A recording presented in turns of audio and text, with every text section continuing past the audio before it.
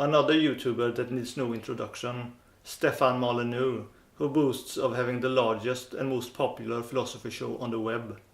If that is the case, then we should definitely take a look at him from the perspective of timeless principles.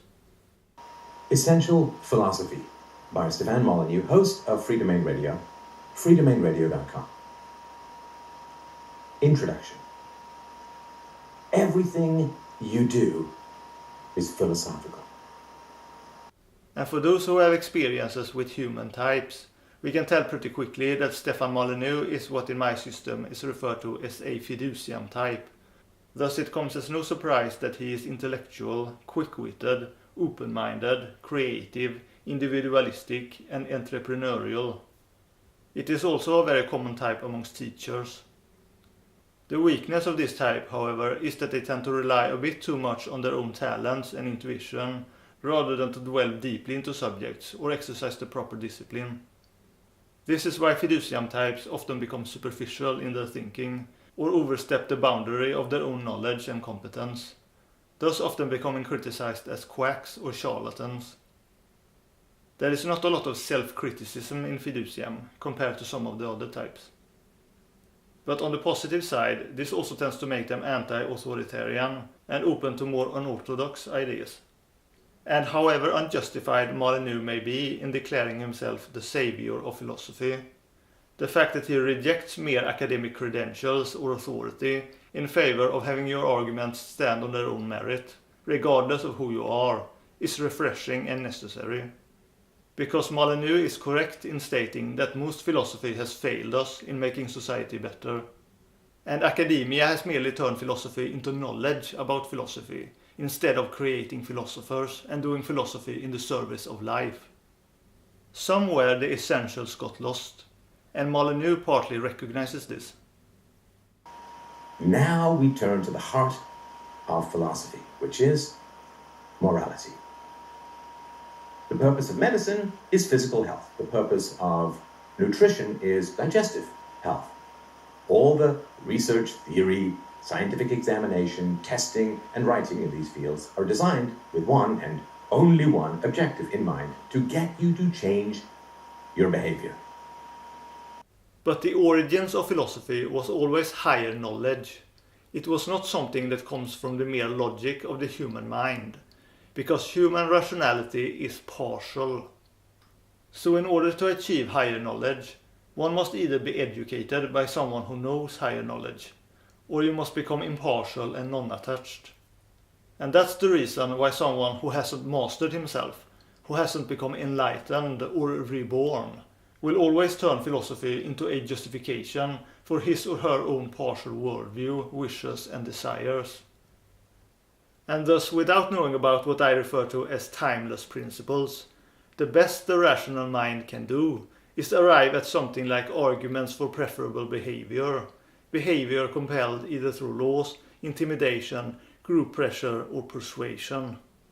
And while all of these are doomed to fail, at least Molyneux rejects all but the latter, persuasion, using reason and evidence, which at least is more humane and decent compared to the other options. But using words and reason can easily turn into manipulation, sleight of hand, and propaganda by using selective evidence. The reason why any notion of preferable behavior is doomed to fail is because the very concept of preferable, at least using common human rationality, implies partiality and attachment, not objectivity and receptivity. Something like humane moral order could be possible, but only by transcending our mental preferences. And the more humane civilization is, the more humane people will be. And to create a humane civilization, you need to know what humans really are and what their fundamental needs are, namely physical needs, including healthy food and safety, authentic self-expression and self-acceptance, love and mutual support, the right knowledge and experience of the inner observer. Unfortunately, Molyneux mostly talks about property rights, having a free market, and not spanking your kids. Obviously, if you spank your kids, you don't facilitate self-acceptance, so that's good advice. But having the freedom to buy and sell is not the most important form of freedom people need. It is not the most essential thing for people's health and well-being.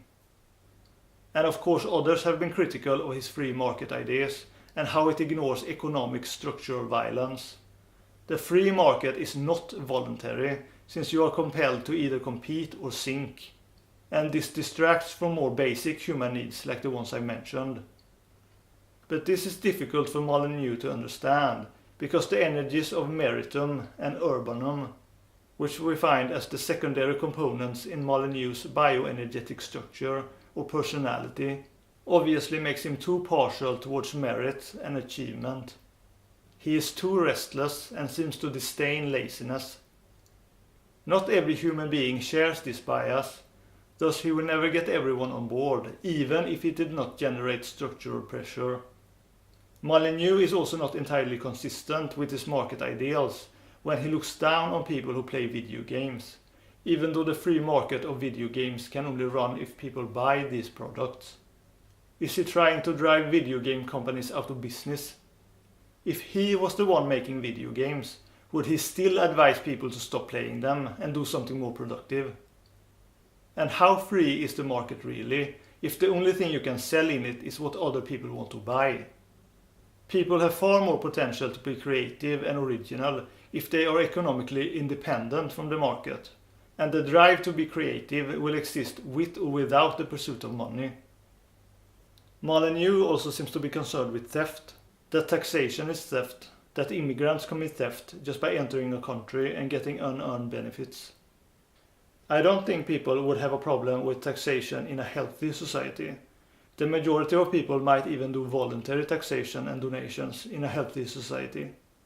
But Molyneux is missing the larger picture, which is that we don't live in a fair world, and that heavy immigration is the result of crimes committed on a global scale.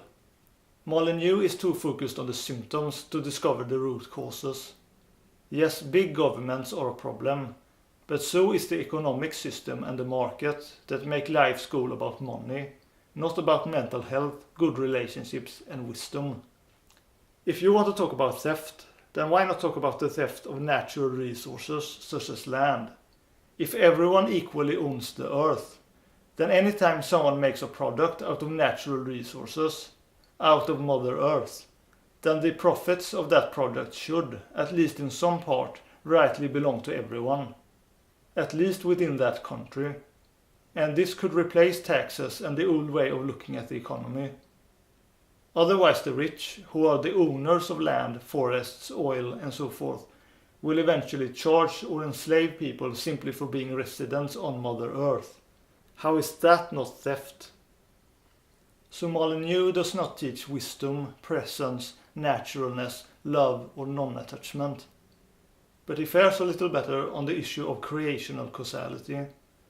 He does seem to acknowledge that you don't have free will without philosophy, but only indoctrination, domestication and superstition. He says free will must be earned.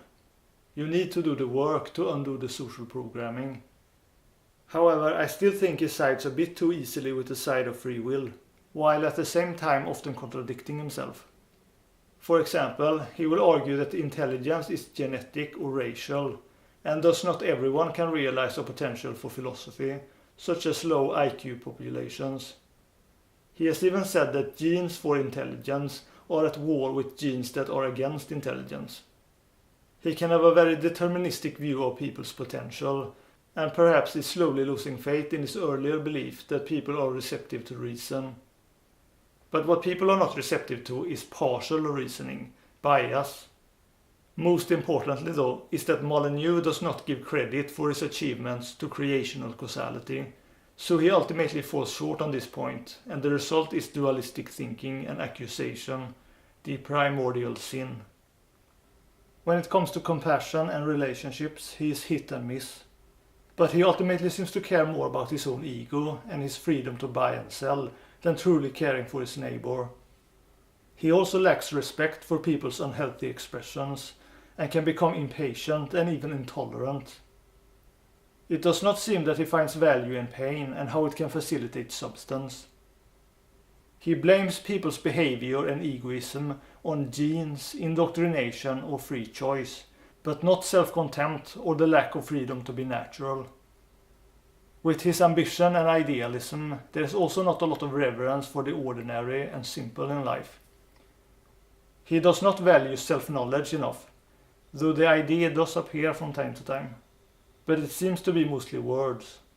How he understands the concept of self-knowledge remains unclear, but he does not know who he is, he does not have self-mastery, and of course he does not speak of non-identification or transmit timeless wisdom. So on what level of consciousness is Stefan Molyneux at? Obviously not timeless, not awake and not disillusioned, at least not disillusioned yet. He still thinks that he can do, that he can achieve something. So it's clear that he is on level 4, as expected of a fiducium type. He is in competition with philosophy in academia, and academia is also on this level. But he does not manage to rise above it, even though that's what we need to do. If we would view property rights as universal reciprocity with a spirit of non-attachment, without any tyranny of money or the economy, and define property only as that which is man-made and not any of the parts of nature that rightly belongs to all, it would probably be on the right track. But as long as all this is not properly defined and supported by a vision of fulfilling basic human needs, any notion of preferable behavior will remain merely a fantasy divorced from reality.